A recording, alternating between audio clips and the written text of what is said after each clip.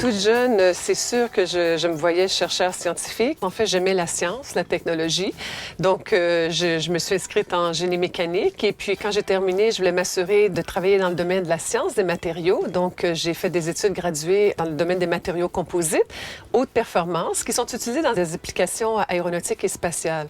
J'ai travaillé près de 20 ans à l'Agence spatiale canadienne à diverses fonctions. Et c'est un peu un hasard de la vie où ça aussi, je travaillais au Conseil national de recherche et j'étais à ce moment-là chercheur scientifique. Et un des projets sur lesquels je travaillais, c'était d'effectuer des essais mécaniques sur les structures tubulaires en composite qui sont maintenant le bras spatial, le Canadarm2 sur la Station spatiale internationale. Et là, c'est des gens de l'Agence spatiale canadienne qui venaient vérifier les tests et puis qui m'ont dit un jour, ben il y a un poste à l'Agence spatiale canadienne.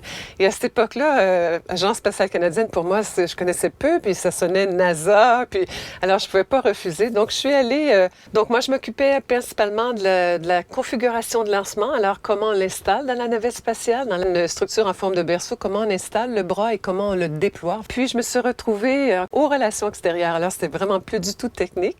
Et ce qui m'a amenée à être déployée pendant 5 ans à Paris, à l'ambassade du Canada à Paris, comme diplomate conseillère aux affaires spatiales.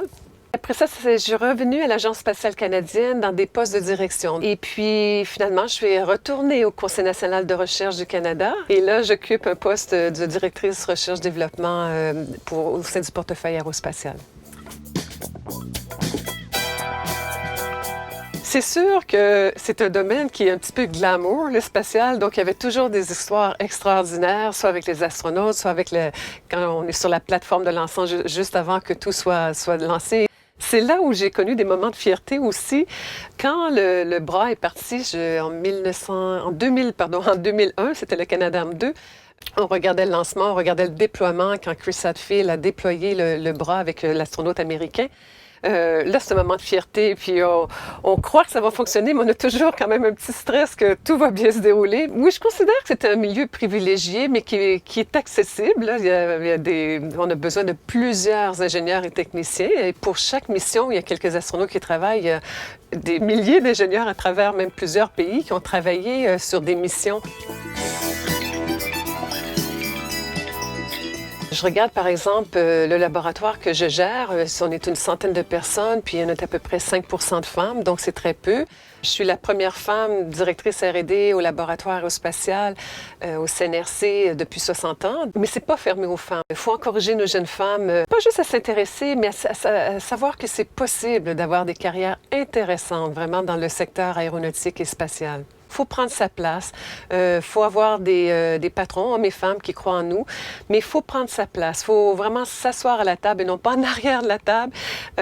Et puis, je pense qu'on a un rôle à jouer aussi, hommes et femmes, dans des postes seniors, d'aider à promouvoir nos femmes à monter dans la hiérarchie ou dans la seniorité d'une organisation.